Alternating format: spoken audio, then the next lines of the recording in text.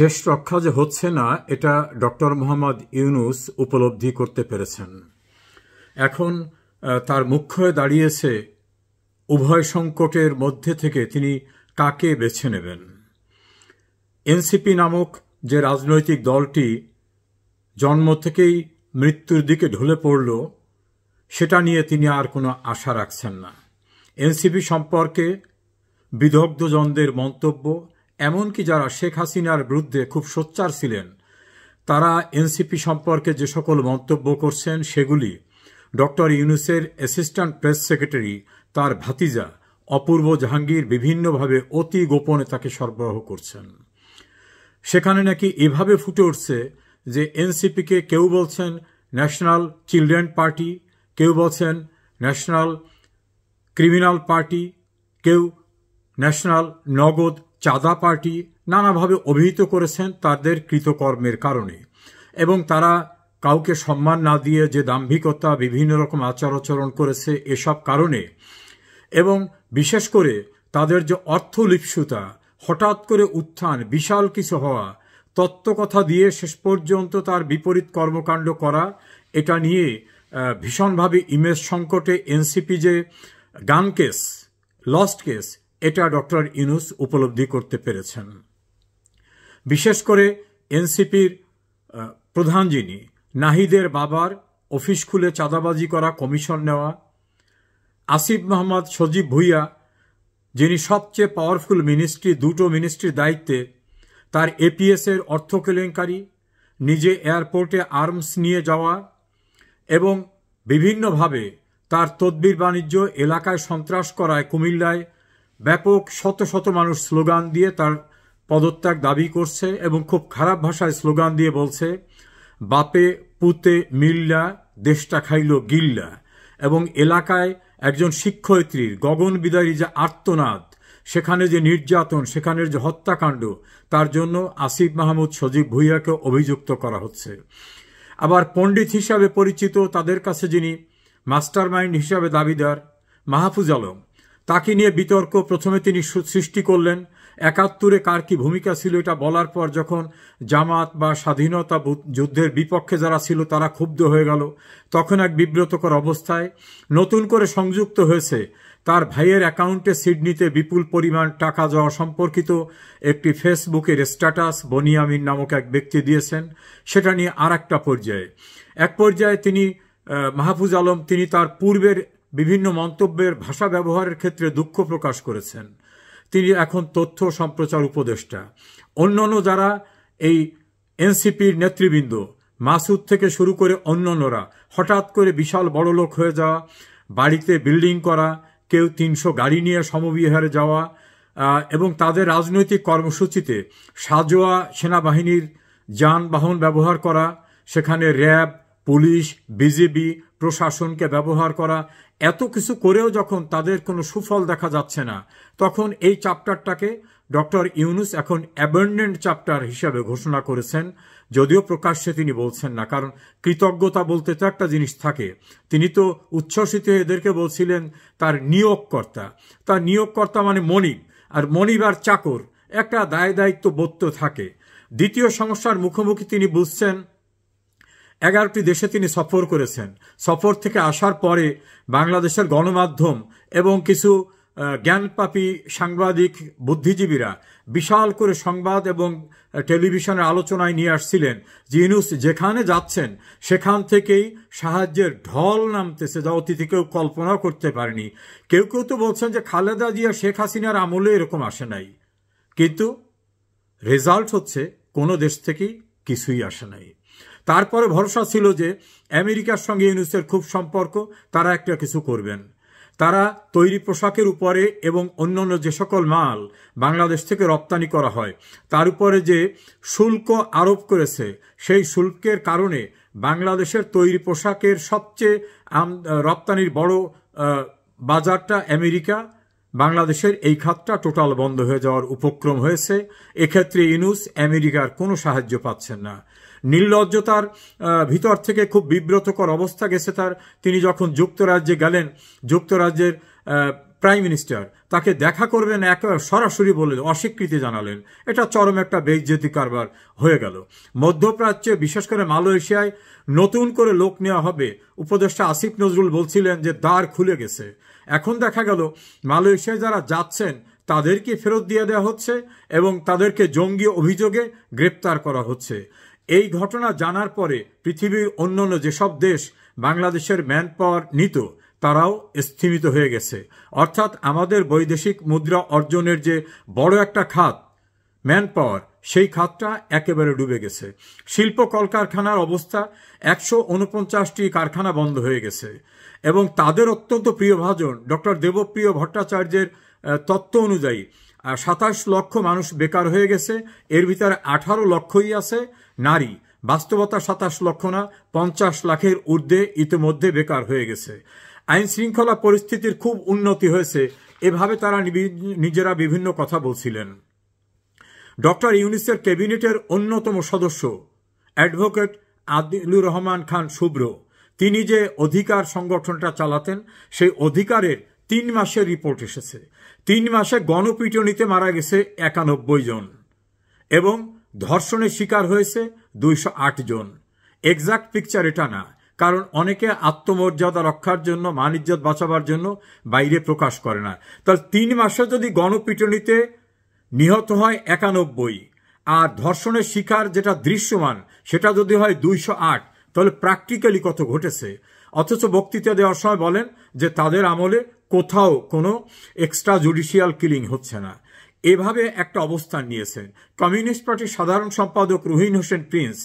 তিনি প্রকাশ্যে বলছেন যে এই সরকার তো সাময়িক দায়িত্ব পালন করতে এসছেন, বোয়িং কেনার দায়িত্ব তো এই সরকারের না। আমি মিলিয়ে দেখলাম সুপ্রিম কোর্টের রেফারেন্সে বিচারপতিরা যেটা রাষ্ট্রপতিকে পাঠিয়েছেন সেখানে লিখছেন, শূন্য অবস্থায় কেবলমাত্র রাষ্ট্রের নির্বাহী জরুরি কাজ সম্পাদনের জন্য উপদেষ্টা, প্রধান উপদেষ্টা নিয়োগ দিতে পারেন। সুপ্রিম কোর্ট কিন্তু বলে নাই যে একটি সরকার গঠন করতে পারেন, বলেছেন উপদেষ্টা, প্রধান উপদেষ্টা নিয়োগ করতে পারেন। আমি চ্যালেঞ্জ করে বলছি, এইটা বলছেন। তাহলে এটা কি জরুরি কাজের ভিতর পড়ে বোয়িং কেনা? কেউ কেউ তো বলছেন কমিশনের জন্য, কেউ বলছেন যে দেশ থেকে কিনবে তাদেরকে লবিং করার জন্য, এই বোয়িং কিনে তাদের খুশি করার জন্য চেষ্টা চলতেছে। তবে আমি যারা এটা সরবরাহ করবেন বা যারা সম্পৃক্ত হবেন তাদের উদ্দেশ্যে বলবো, আমি একজন আইনজীবী হিসাবে, এটা সম্পূর্ণ বেআইনি। এই প্রক্রিয়ায় প্রত্যক্ষ পরোক্ষভাবে যারা জড়িত হবেন তারা দুর্নীতি দায়ে আজ হোক কাল হোক অভিযুক্ত হবেন। কাজে এই বিষয়টি উপলব্ধি করতে হবে। আবার অনৈতিকতার কথা বারবার এরা বলছেন। তাদেরই এক নারী নেত্রী নীলা ইসরাফিল, তিনি তো ভয়াবহ অভিযোগ আনলেন এই এনসিপির এক নেতার বিরুদ্ধে, যৌন অভিযোগ আনলেন। তার দায় থেকে বাঁচার জন্য তাদের আর এক নেতা আক্তার বলছেন নীলা ইব্রাহিম আমাদের কেউ না। অথচ ভিডিওতে দেখা যায় নীলা ইব্রাহিমের বক্তব্য দেওয়ার পূর্বে এই এনসিপি নেতারা বলছেন আমাদের সংগ্রামী নেত্রী, আমাদের নেত্রী, আমাদের সাহসী নেত্রী। আবার তাদের যে মূল আন্দোলনের যে মুখপত্র ছিলেন উমামা ফাতেমা, তিনি তো হাটে হাড়ি ভেঙে দিয়েছেন। তিনি বলছেন বৈষম্য বিরোধী আন্দোলন, জুলাই আন্দোলন, এটা এখন মানি মেকিংয়ের মেশিনে পরিণত হয়েছে। এবং তিনি মিন্টু রোড, বেলি রোড অর্থাৎ মন্ত্রীপাড়ায় কি কি হচ্ছে সে বিষয়গুলি সবিস্তারে বলেছেন। হয়তো তিনি তার আবেগ সংবরণ করতে পারেন নাই, লাইভ ফেসবুকে অঝরে তিনি কেঁদেছেন, তার স্বপ্ন ভঙ্গ হয়েছে। এরকম শুধু সে না, আরও অনেকেই বলেছেন। চিত্রনায়িকা বাঁধন, তিনি তো স্পষ্টভাবে বলেছেন যে প্রতারণার শিকার হয়েছি, জানলে এদের সঙ্গে যেতাম না। আরও অনেক নারীরা তারা এখন আফসোস করছেন যে ভুল করেছি।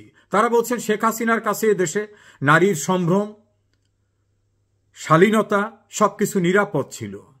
যারা আবেগতাড়িত হয়ে ছাত্ররা এদের পক্ষে নেমেছিল তারাও এখন বলছে আমাদেরকে প্রতারিত করা হয়েছে। আমাদের বলা হয়নি যে বৈষম্য নয়, আমাদের আসল টার্গেট শেখ হাসিনাকে সরিয়ে আমরা ক্ষমতা দখল করব, আমরা মন্ত্রী হব, উপদেষ্টা হব। একথা আমাদের পূর্বে বলা হয়নি। বলা হলে হয়তো আমরা এই প্রক্রিয়ার ভিতরে আদৌ যেতাম কিনা। এভাবে তারা কথা বলেছেন। একজন তো অতি উৎসাহী হয়ে জামাত ইসলামের প্রিয়ভাজন হওয়ার জন্য এমন মন্তব্য করলেন যে মানুষ সিসি করতেছে, তার নাম উচ্চারণ করে থুতু দিচ্ছে। তিনি বলছেন শেখ হাসিনা এত খারাপ কাজ করেছে যে ৭১-এ এটা ঘটে নাই। উনি বোধহয় ভুলে গেছেন যে ৭১ সম্পর্কে ঘাতক দালা নির্মূল কমিটির গণ আদালত প্রক্রিয়ার সঙ্গে উনি জড়িত ছিলেন। সে সময় কি বক্তব্য উনি রাখছেন। মাওলানা দেলোয়ার হোসেন সাঈদী সম্পর্কে উনি কি আর্টিকেল লিখেছিলেন এগুলো উনি ভুলে গেছেন। এখন বোধহয় তাদের প্রিয় হওয়ার জন্য যা ইচ্ছা তাই বলতেছেন। আসলে উনি বুঝতে পারছেন না উনি সব কুল হারা। ওই বাংলা ফোক গানে আছে একুল অকুল দুকুল হারা। উনি সেরকম অবস্থায় গেছেন। যদিও ওনার সম্পর্কে প্রবাসী অনলাইন অ্যাক্টিভিস্ট ইলিয়াস বিভিন্ন রকম অভিযোগ এনেছেন। আমি সেই অভিযোগের সত্যতা অসত্যতা বলি না। তিনি আমার অত্যন্ত প্রিয় এবং পরিচিত জন ছিলেন। তার এই পরিবর্তন আমাকে বিস্মিত করেছে। শুধু আমাকে না, তাকে অত্যন্ত স্নেহ করতেন সুপ্রিম কোর্টের বীর মুক্তিযোদ্ধা অ্যাডভোকেট জেডাই খান পান্না। আজকে তার মন্তব্য দেখলাম। তিনি বলছেন সি তিনি এভাবে মন্তব্য করেছেন। শুধু এই ক্ষেত্রে না, পদযাত্রা করতে গিয়ে দেখলাম ময়মনসিংহে তাদের সবচেয়ে ডার্ক সাইডের কথা যিনি বলেন হাসনাত আবদুল্লাহ, তিনি নাকি ধাওয়া খেয়ে ফেসবুকে দেখলাম বলছে দৌড় প্রতিযোগিতায় ছিলেন। এখন তিনি হসপিটালে। গাজীপুরে মাস্তানি করতে গিয়ে সেখানে তিনি আহত হয়েছেন। তিনি বলতেন যে আমাকে কেউ ভয় দেখাবেন না, চোখ বড় করে। গোপালগঞ্জে দেখলাম জীবন বাঁচাবার ভয়ে, জীবন রক্ষার তাগিদে দৌড়ঝাঁপ করে তিনি সেনাবাহিনীর একটা নিরাপদ যানের ভিতর ঢুকলেন এমনভাবে যে তাকে কেউ ভয় দেখাবেন না, তিনি কোনো ভয় পান না। এই অবস্থাটার সেখানে অবশিষ্ট থাকল না। সার্জিস আলম, তার বাড়ির চেহারা চিত্র একাধিক ভিডিওতে সংবাদ মাধ্যমে এসেছে এবং তিনিও এই ক্ষমতায় বান অবস্থায় পৌঁছবার আগে বারবার বলছেন আমার হাতে টাকা নাই, আমাদের পকেটে এই কয়টা থাকে না। এখন তাদের যে অবস্থান, সেই অবস্থান দেখে তাদেরই যারা সহযোগী আমজনতা পার্টির এক নেতা এবং যারা ইনকিলাব মঞ্চ, তারা বিভিন্নভাবে তাদের চরিত্র তুলে ধরছেন। এইরকম পরিস্থিতিতে ডক্টর মোহাম্মদ ইউনূস বিসর্জন দিয়ে দিয়েছেন যে এই এনসিপি দিয়ে আমার হবে না। এখন তার সহায় সম্বল লন্ডনে আলোচনা করে যাওয়া বিএনপির ভারপ্রাপ্ত চেয়ারম্যান তারেক রহমান এবং জামাতের সঙ্গীরা। জামাতের সঙ্গীরা কোনোভাবে এখন নির্বাচনের পক্ষে না, তারা আরও গুছিয়ে নিতে চায়। তারা এনসিপি, হেফাজতে ইসলাম, পারলে চরমোনাইকে, ইসলামিক শাসনতন্ত্র আন্দোলন, অর্থাৎ অনেককে নিয়ে তারা একটা কাজ করতে চায়। তারা এখনো প্রস্তুত না তাদের ভাষায়। এজন্য তারা বলছেন দেশে এখন অস্থিতিশীল পরিস্থিতি এখন হবে না। এনসিপি বলছেন জুলাই প্রোক্লামেশন ডিক্লেয়ার না হওয়া পর্যন্ত কিছু হবে না। অর্থাৎ জুলাই প্রোক্লামেশন ডিক্লেয়ার করলে বাংলাদেশের সংবিধানকে পরিত্যক্ত করা গেলে নতুন সংবিধান হতে হবে, গণপরিষদ নির্বাচন হতে হবে, এটা সময় সাপেক্ষ। তাহলে এই আসিফ মাহমুদ, সজীব ভুইয়ারা নির্বিঘ্নে থাকতে পারবেন। আর বর্তমান সরকারের শ্যাডো যে উপদেষ্টারা যারা সরকার পরিচালনা করছেন, তারাও ধীরে ধীরে গুছিয়ে নিতে পারবেন জামাত ইসলামী বাংলাদেশ।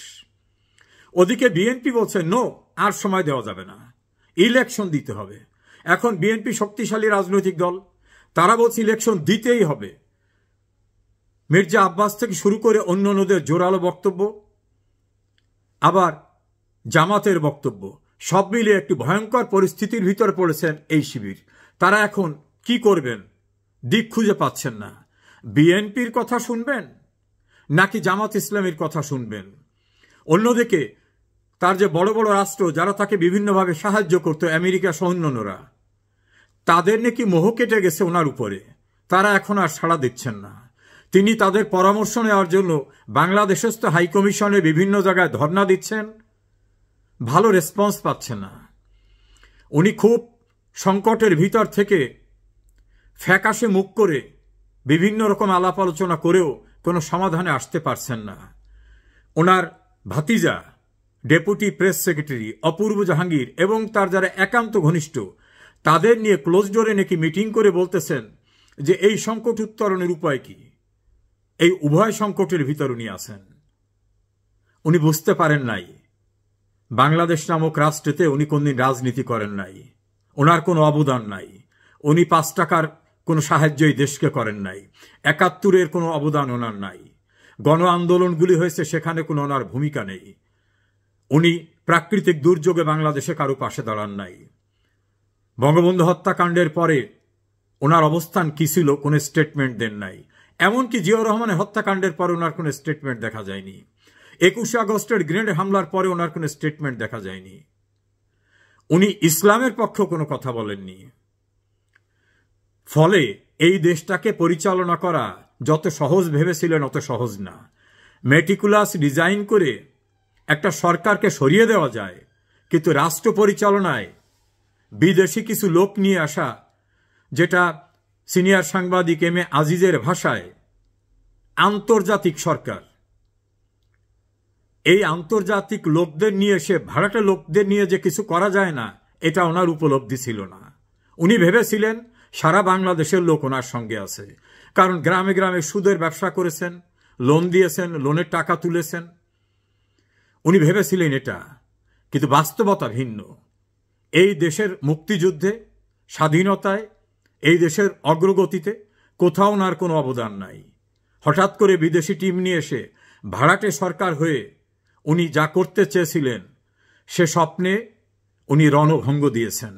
এখন দেখার সময় উনি কি শ্যাম রাখবেন না কুল রাখবেন। উভয় সংকটে ডক্টর ইউনূস, কারণ তার বিদেশি প্রভুরাও সাড়া দিচ্ছে না। দেশে তার পক্ষে যারা শনৈ শনৈ আলোচনা করতেন, ডক্টর ইউনূসকে একেবারে সপ্ত আসমানের কেউকে এমনভাবে উল্লেখ করতেন, দেবতা বানাতেন, সেলিব্রিটি বানাতেন, বিশ্বনেতা বানাতেন, তারাও এখন বলছেন। বিশেষ করে আমি বলবো গণমাধ্যমে মাসুদ কামাল, জিল্লুর রহমান, মঞ্জুরুল ইসলাম পান্না, এম এ আজিজ, এমনকি সাম্প্রতিক সময় মোস্তফা ফিরোজ, নুরুল কবির, মতিউর রহমান চৌধুরী, এরকম অসংখ্য নাম বলতে পারবো, যারা ওনাকে নিয়ে অনেক অনেক ভালো ভালো কথা বলছিলেন, ভালো প্রত্যাশার কথা শুনিয়েছিলেন, আশার কথা শুনিয়েছেন। তারা এখন কমপ্লিটলি বলেছেন। আজ একজনের বক্তব্য শুনলাম, তিনি বলছেন যে ইউনূস নির্বাচন করবেন না, নির্বাচন করেও যেতে পারবেন না, এবং এই ছেলেগুলোকে তিনি ডিলিল করেছেন, দেশটাকে ধ্বংসের মুখোমুখি করেছেন। শুধু ধ্বংসের মুখোমুখি না, নিজের লোভী, নিজের সুযোগ সুবিধা যেভাবে নিয়েছেন, উনি জানেন না অপরাধ কখনো তামাদি হয় না। আজ হোক কাল হোক, তার এই কৃতকর্মের দায়বদ্ধতা অবশ্যই তাকে কাঠগড়ায় দাঁড়িয়ে করতে হবে। সেদিন খুব দূরে না। উনি যাদেরকে বিভিন্ন অজুহাতে আটকাচ্ছেন, জেলে ঢুকতেছেন, হয়রানি করাচ্ছেন, দেখা করেন না, দেখা করলেও তাদেরকে হাস্যরস করেন, শোকের দিনে উনি গাল ফুলিয়ে হাসেন দাঁত কেলিয়ে, এই অবস্থার থেকে ওনার উত্তরণের কোনো পথ দেখছি না। উনি বাঘের পিঠে সওয়ার হয়েছেন। বসে থাকাও সম্ভব না, নামলেও পরিত্রাণ হবে না। উভয় সংকট ইউনূসের পরিণতি দেখার জন্য আমরা অপেক্ষা করছি।